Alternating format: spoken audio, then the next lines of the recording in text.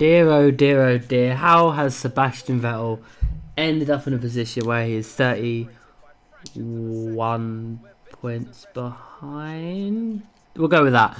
We're going to have just a little kind of a breakdown of how he can actually still win the championship. I believe he can, and I really hope he does. I'm not a specific fan of either Vettel nor Hamilton. I'm very impartial I'm a Kimi and obviously Gasly fan, if you couldn't tell by now. So I just think it'd be nice. It's been about 10 seasons since Ferrari last won their championship, so that'd be nice, even if it would only be a drivers. I like a bit of variety in terms of drivers winning the championships. So obviously, last year we had Rosberg actually win, but at the same time, it was still Mercedes, so it's kind of half counts. Even though in saying that, Mercedes will still win the constructors regardless, because there's no way in hell that Ferrari will actually be able to catch that up. But nonetheless, so Sebastian Vettel, he's got to get basically 32 points in 5 races, which is in many ways quite still possible until there's like one race left and the gap's 25 points. Then there's a bit of an issue. But I mean, one way you could look at it, probably the most difficult way he could win the championship, is if he won all 5 of the next races and Hamilton came second. Now, that would suck, because it'd be very, very hard work for both of the drivers, if anything. But Vettel would still win the championship that way. That would give Vettel 35 points, and that's not too bad. Like, that's 35 point advantage over 5 races is really good. Obviously, it'd bring it back, but I think the interesting thing is we're pretty sure that he won't get a gearbox penalty. From what they've released so far, it seems like the gearbox is fine, which is good. But obviously he got a lot of new power components in Malaysia, because he figured we're starting at the back, we might as well get new parts. So that's eliminated that issue out of the equation, which is good for Ferrari. Hamilton will have to take at least one grid drop. At least one. So at some point during the season. I reckon he'll either do that in a race where he qualifies really badly or something like that, because he can afford to basically do what he did in Malaysia and just not fight too hard. Like, he just practically let Verstappen go. So Hamilton's got that in his back pocket. Vettel's got... It's so frustrating, because say, for example, Singapore didn't happen. Vettel would have won, could have gained 10 points, so that would have reduced the deficit with a 3-point advantage to Vettel. Say he won in Malaysia, which he probably would have if he'd qualified on pole. Say Kimi came second, Verstappen third, Hamilton fourth. That's 15-point advantage, so that'd be an 18-point lead going into the final 5 races. Like, that would look so promising for Vettel, but literally at the click of a fingers, it's all fallen to mush for the 4-time world champion. And the thing that I was thinking about the other day is, if Hamilton wins the championship this year, that would make him a 4-time world champion. Now, that is quite scary to think. Like, some of you guys, myself, I started watching F1 in 2005. So obviously I've seen Hamilton come into the sport, seen him win his first world championship, then his second in 2014, third in 2015, and that was the opportunity that he could possibly win his 4th, which is, it's kind of a scary number. I mean, Sebastian Vettel's come in since his first one, 1-4, just stuck around.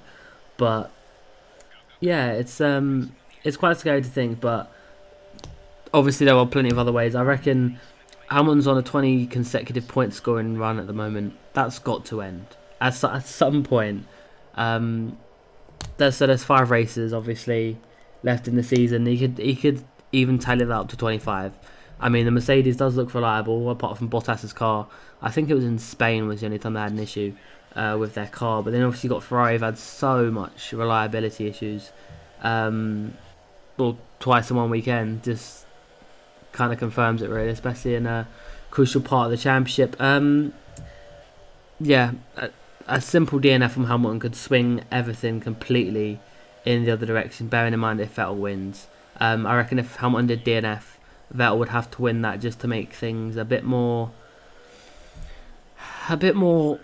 realistic. I mean, it is still realistic. I mean, you know, there's 5 races to go, 25 points on the table for each race.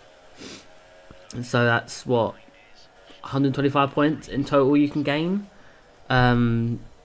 So anything can happen. I can't see Hamilton coming second every single race. When you got Verstappen and Ricciardo and even Kimi. So Hamilton's going to have it a bit more difficult. I feel like this is the kind of situation where Vettel can thrive and he'll actually be really hungry for it. Very similar to 2010 in Abu Dhabi, where he came into it, I think he was third favourite between Alonso and Webber. I didn't really watch much of that season because Kimi left and I really didn't care. And the cars were ugly as hell.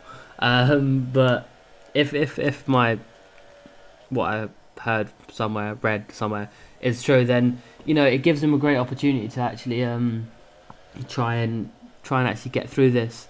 And you never know, it might come into if he makes it to Abu Dhabi with like a, you never know, like a 10-point deficit.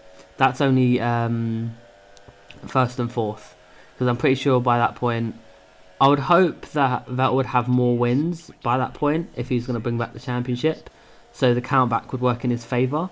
But at the same time, that was it's all very sketchy and very grey areas depending on how many wins who has and stuff like that. But ideally, you don't really want to go to countback because, yeah, that's all good and well. But obviously, you can argue, oh, he should have won here, he'd have won the championship, blah, blah, blah. But yeah, Vettel has a very good opportunity. He is still within his title. So like, a lot of people have written him off and saying, oh, Hamilton's got one hand on the trophy, blah, blah, blah. I mean, we'll have to see we'll have to take it one race at a time. Like, it's very easy to judge, oh, go to this track, blah, blah, blah. But, I mean, I don't think anyone really expected Ferrari to be that quick around Malaysia. And, like, Suzuka is a different track, don't get me wrong, but it shares some of the characteristics as Malaysia. You've got, you know, you haven't really got any slow speed corners bar the hairpin around Suzuka, but, you know, the chicane, I guess you could classify as obviously not really a chicane, Malaysia, but it's got quite a lot of high speed, medium speed corners, and obviously the Ferrari looks really good around them. That's where the Ferrari actually works really well. Towards the back end of the season, Vettel's always strong. He always has been in his championship winning days. This is kind of where Hamilton, I wouldn't say bottled it, but he did kind of bottle the championship at Japan last year. Obviously Malaysia didn't help, but I think Japan was the final nail in the coffin. But I think Vettel's got one more chance. If he has one more DNF or one more non-podium finish, even 2 races where he loses points to Hamilton, that's got to be it. Because obviously it's 7 points difference from first to second. That's a big deal. If it's second to third or third to fourth, second to fourth, it's not that bad. But the first to second is really important. It's really, really damaging. But we can't really afford to let Hamilton win any more races. He probably will. I reckon he'll win at least one more race. I want to say Brazil personally. I don't really see Ferrari doing well around there, but I could be wrong. I could be wrong altogether. Vettel might crash out and lose the championship in Japan.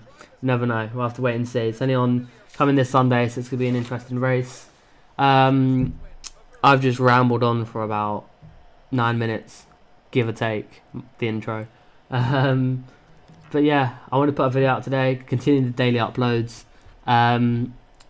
Yeah, doing good so far. Doing really well. Anyway, until next video, guys, I'll see you then. Bye-bye.